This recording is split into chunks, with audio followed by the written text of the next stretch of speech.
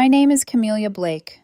I'm 34 years old, and if there's one role I've played so well in my family that it nearly erased me, it's the dependable one. I'm the daughter who pays bills early, remembers birthdays without reminders, keeps emergency contacts updated, and answers the phone no matter how late it rings, the one who shows up even when no one asks her to, especially then.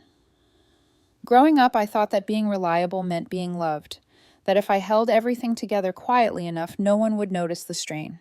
No one would complain. No one would leave. I was wrong. I was the quiet kid, the one who sat at the edge of the room with a notebook balanced on her knees, scribbling ideas instead of talking. Business plans, schedules, lists of goals, written in cramped handwriting because I didn't want to waste space. My older sister Rachel never needed lists. She had charm, laughter that filled rooms, a way of turning mistakes into stories people retold fondly. Where I brought home straight A's, she brought home chaos wrapped in charisma. Rachel was always forgiven. I was always expected. She missed curfew. She was finding herself. I stayed late studying. That's just Camelia being Camelia. By 15, I had a part-time job. By 18, a scholarship.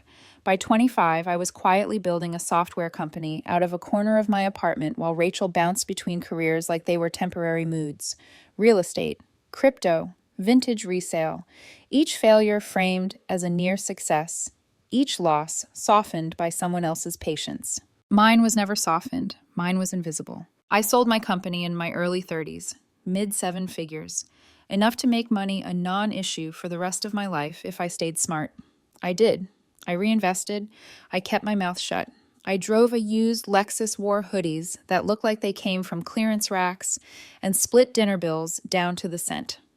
My family thought I consulted. I let them. 2 years ago, I bought a lake house a couple hours north. It was meant to be quiet, a retreat, a place I shared with my then boyfriend before we fell apart in that slow, mutual way where no one is wrong, just done. After he left, the house sat empty for months. Peaceful, untouched. That's when my mother asked if she and Rachel could use it for a weekend. I said yes. That was the beginning of everything. At first, it really was just a weekend. My mother called it a small reset. Rachel framed it as a break for the kids. I told myself it was harmless, an empty house being used instead of sitting still and silent. I even felt a flicker of pride when my mom sent me a photo of the lake at sunset with a simple, "Thank you again, honey." That thank you lasted exactly one weekend. The next time, no one asked. Rachel texted instead, "Heading up Friday. Hope that's okay." It didn't feel okay, but I told myself it wasn't worth the friction. Families share. That's what everyone says when sharing costs them nothing. By summer's end, the house had become a tradition I'd never agreed to start. 4th of July meant bonfires and fireworks. Labor Day meant barbecues. Matching shirts showed up one-year white cotton navy lettering across the back that made my stomach drop when I saw the photos online. Our summer house. I stared at that phrase longer than I want to admit. Something about it felt invasive, like my name had been erased and replaced with something communal, something vague enough that no one had to ask permission anymore. Comments rolled in beneath the post. Looks amazing. So lucky family goals. No one tagged me. I didn't say anything. I rarely did. I told myself that generosity didn't need recognition, that maybe this was my way of giving my family something I never had growing up. Stability, a place that didn't disappear. But small things started to pile up. A missing kitchen knife, a scratch on the dock, a passive joke from Rachel about how I should finally start enjoying my own house sometime. And then there were the assumptions. Rachel's husband, Mark, once told a neighbor they were up at their place for the season. My mother casually mentioned she'd promised a cousin a weekend in August, never thought to check with me. When I gently pointed it out, she sighed like I'd inconvenienced her. "You're not even there most of the time, Camelia." That sentence stayed with me longer than it should have. I wasn't there, not physically, but every mortgage payment, every utility bill, every repair check carried my name. Still, I stayed quiet. I always had. Being quiet had become muscle memory, an old survival skill from a childhood where attention was currency, and I never wanted to spend it asking for fairness. By late summer, the gratitude had completely vanished. What replaced it was expectation. Rachel posted another photo, this one of the kids jumping off the dock. Caption, "Another perfect weekend at the family lake house. Thanks, E." A laughing emoji at the end like it was all a joke I was supposed to be in on. I stared at the screen, my thumb hovering. I didn't comment. I didn't call. I just closed the app and told myself it didn't matter. That was my second mistake. Because when people mistake silence for consent long enough, they stop seeing you as a person at all. You become a resource, a convenience, something to be used until it runs out. And I didn't realize how close I was to running out until the night everything finally broke over a dinner bill that no one thought twice about handing to me. The vacation dinner wasn't even my idea. I hadn't planned on joining them in Michigan at all. Work was heavy, deadlines tight, and I told my mother I might stop by for a day, maybe two. She didn't hear that part. What she heard was maybe, and she leaned into it the way she always did when she wanted something. "It's the first time in years we've all been together," she said. "Just one dinner, Camelia. Please." She used my name like an anchor, like saying it softly enough would pull me back into place. So I booked a room at a nearby inn, neutral ground. I didn't want to crowd them at the lake house or give Rachel another reason to talk about how I hovered. I agreed to meet them for dinner on the last night. Just dinner. I told myself I could handle that. The restaurant was one of those upscale, rustic places designed to feel casual while quietly bleeding your wallet dry. Exposed beams, linen napkins, steaks with names instead of prices. The kind of place where the wine list reads like a short novel. I showed up in jeans and a Henley. Rachel wore a new dress I'd never seen before. Mark had on a watch. I was 90% sure he hadn't paid for himself. Their kids were already glued to tablets before the menus hit the table. Mom ordered lobster without looking at the price. Rachel got the filet and suggested a bottle of Chardonnay for the table, though she drank most of it herself. Conversation floated on the surface, weather, school schedules, Rachel's newest plan to flip vintage motorcycles for profit. She leaned back in her chair at one point, smiling too casually. "You don't happen to know any angel investors, do you?" I shook my head. "Not really." She laughed. "With your connections, you could probably bankroll the whole thing." I smiled, took a sip of water, said nothing. When the server came back, he didn't ask who wanted the check. He simply placed it directly in front of me like it belonged there. $200. Before I could react, Rachel nudged it toward me with two fingers and grinned. "You've got this right. You're the rich one." She said it like a joke everyone already understood. Mark chuckled. My mother nodded once, satisfied, like the decision had already been made before the menus were printed. No one reached for a wallet. The kids didn't even look up. And in that moment, something inside me went very, very still. Not anger, not embarrassment. Just clarity. The kind that hits when a truth finally stops pretending to be something else. I slid my card into the leather folder and stood up slowly. "I'll cover this," I said. They all relaxed instantly. Rachel's smile widened. "But just so you all know," I added, pausing long enough for the room to shift, "the lake house you've all been using, I'm listing it next week." Silence dropped like a glass shattering. Rachel froze mid-laugh.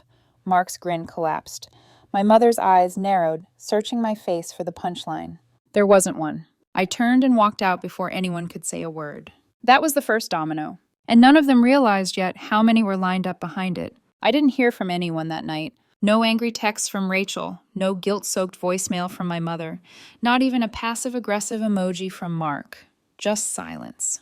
And somehow that silence felt louder than any argument could have.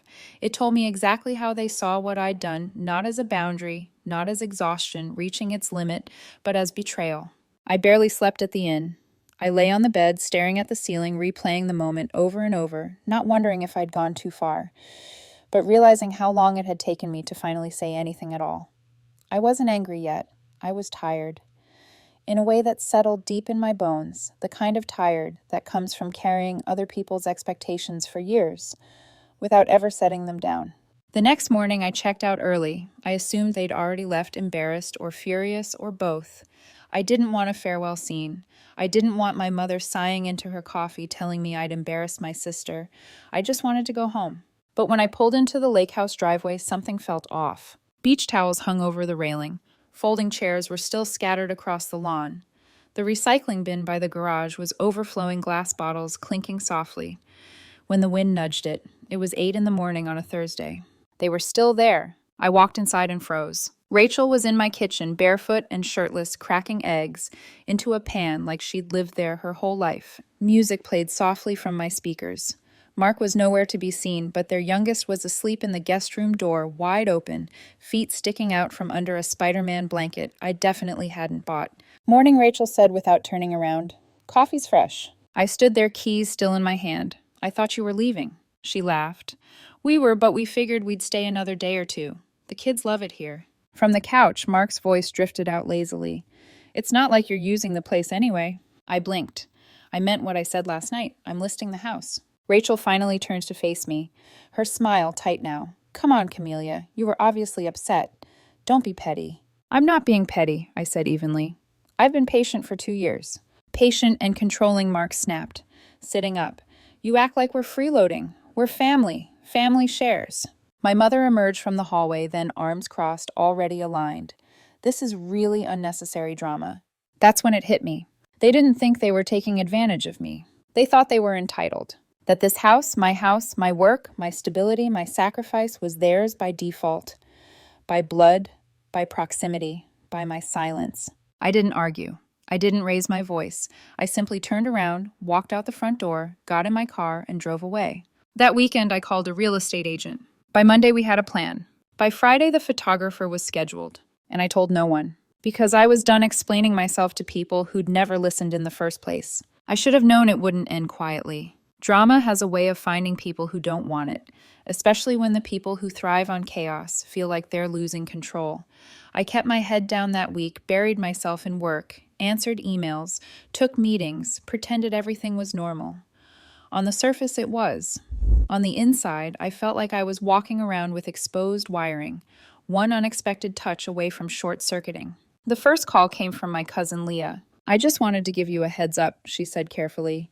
Rachel's telling people you're kicking the family out of the lake house, like evicting them. Evicting. The word landed heavy in my chest. I laughed once sharp and humorless. That's not even remotely true. I know, Leah said, but Mom heard it from Aunt Sandy, and apparently it's already made the rounds. That was when my phone started lighting up. A message from an aunt I hadn't spoken to in years. I'm disappointed in you. A cousin. The kids are devastated, Camelia. Is this really worth it? Another, your father would be ashamed. That one made my stomach drop. My father left when I was 10. Never called, never visited, never paid child support on time. Using him as a moral weapon felt like a special kind of cruelty, and my mother knew exactly where to aim. I didn't respond to any of it. Instead, I opened Facebook for the first time in weeks. Rachel's post was the first thing on my feed. A carefully staged photo of her. Mark, my mother, and the kids standing on the dock at sunset. The light was golden. Everyone was smiling softly like a family in a commercial. The caption read, "After 2 beautiful summers, our time at the family lake house is being cut short. It hurts to see money matter more than memories, but I guess some people never learned what family really means." Hundreds of likes, dozens of comments. You don't deserve this. So heartbreaking. I can't believe she'd do this to her own mother. They believed her, because Rachel had always been good at telling stories, emotional ones. The kind that made people feel something without asking too many questions. And I had always been bad at defending myself, convinced that the truth would speak for itself if I just waited long enough. That day, I didn't eat. I barely moved from the couch. I scrolled until the words blurred together, watching my own life get rewritten by someone who'd never once paid for it. That was the lowest point. Not the dinner, not the entitlement, not even my mother's disappointment. It was realizing that in their version of the story, I wasn't just wrong, I was the villain. That night, I canceled all showings for the lake house. Not because I'd changed my mind, but because I didn't want them stepping foot in it again while it was still mine. I changed the smart lock codes, drained the water lines, told the agent I needed time. Then I sat down at my desk with a blank notebook and wrote a single question at the top of the page. Who do I want to be now that I'm no longer who they think I am? And for the first time in my life, I didn't rush to answer. The quiet that followed should have been peaceful. Instead, it felt like the kind of silence that waits. Heavy, expectant, like the pause before a storm you know is coming but can't yet see. I tried to use it anyway. I blocked Rachel everywhere, no muting, no soft boundaries, just a clean cut. I deleted Facebook entirely. I put my mother's texts on silent and sent her a single email instead, carefully worded, unemotional. I need space. Please don't contact me unless it's an emergency. I'm not angry. I'm healing. She didn't reply. She never did when silence suited her better than accountability. I started therapy that week. I didn't want to. Sitting across from a stranger and unpacking decades of family dynamics felt indulgent, almost weak. But the therapist didn't tell me what to do. She asked questions I'd never let myself ask. Why did I believe it was my job to hold everyone together? What did I think would happen if I stopped? Who was I without the role they assigned me? Those questions lingered long after each session ended. Then, a month after the dinner, the letter arrived. A plain manila envelope, hand-delivered. No return address. No signature required. Just handed over like it was nothing. Inside were 2 neatly folded pages on thick legal letterhead. My stomach tightened before I finished the first paragraph. They were disputing the lake house. Not emotionally, not socially, legally. The claim was almost impressive in its audacity that through implied communal use and ongoing family contribution, the property had effectively become shared family property.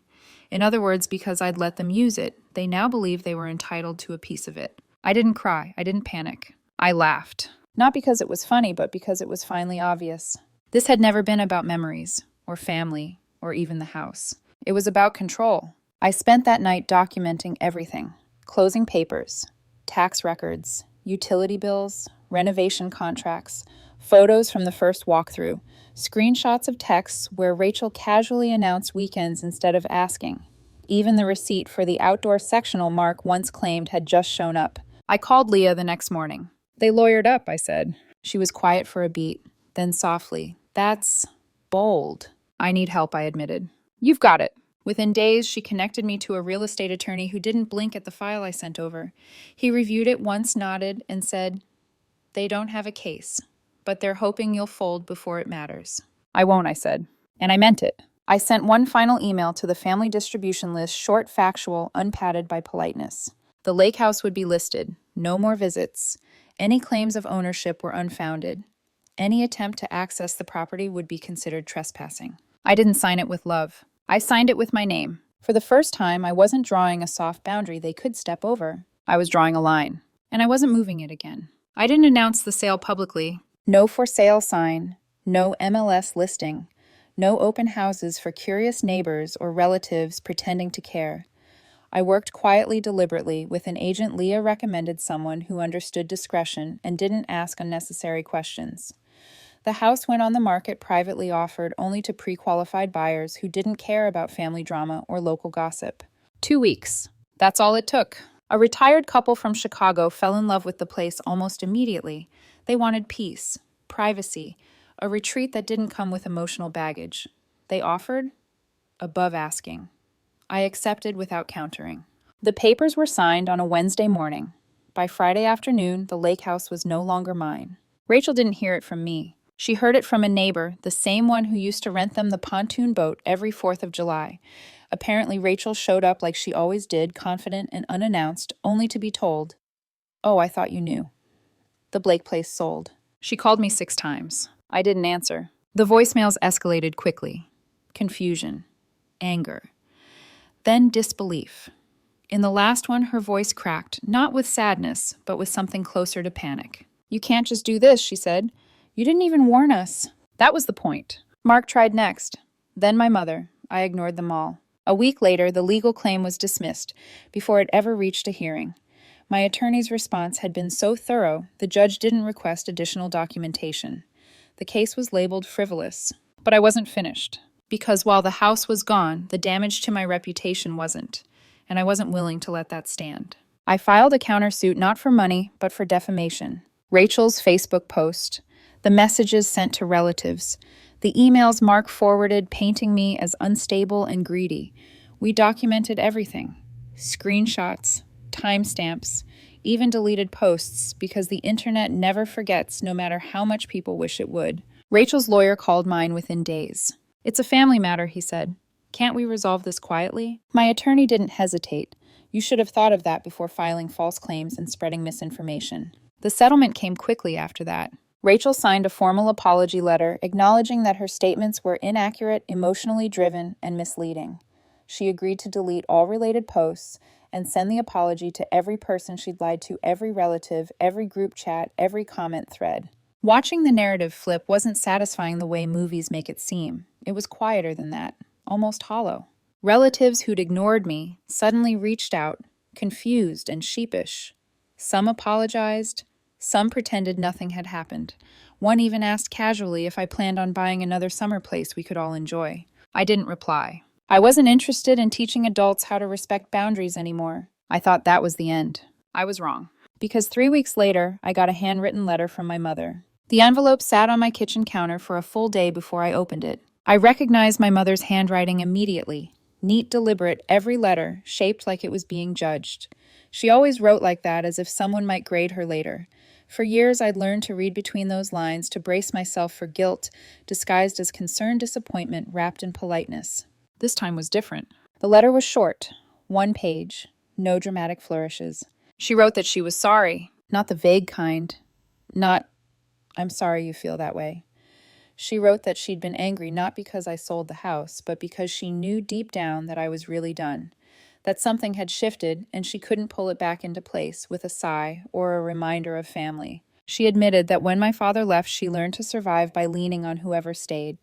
And when I became the one who always stayed, who always handled things, she didn't know how to treat me without putting that same weight on my shoulders. She said she saw it now, that she understood she hadn't earned the grace I kept giving her. She didn't ask for forgiveness. She didn't ask for anything at all. I read the letter 3 times. Then I folded it carefully and placed it in a drawer. I wasn't ready to respond. Maybe I never would be. And for the first time, I didn't feel guilty about that. A week later, I drove north again. Not to the lake house. It wasn't mine anymore. I went farther. Past familiar roads, past old memories. I rented a small cabin on a bluff, the kind of place with no Wi-Fi and barely any cell service. I brought a journal, a thermos of black coffee, and the heavy handmade mug I'd bought months earlier. It simply said enough. I sat on the edge of the bluff one morning, legs dangling over the drop, watching the sun climb through the trees. And I thought about the girl I'd been, the one who tried so hard to be easy, useful, agreeable. The woman who believed peace came from silence. The sister who paid the bill and swallowed the insult. And I thought about the moment everything changed. The dinner table, the check, the stillness, the truth spoken out loud.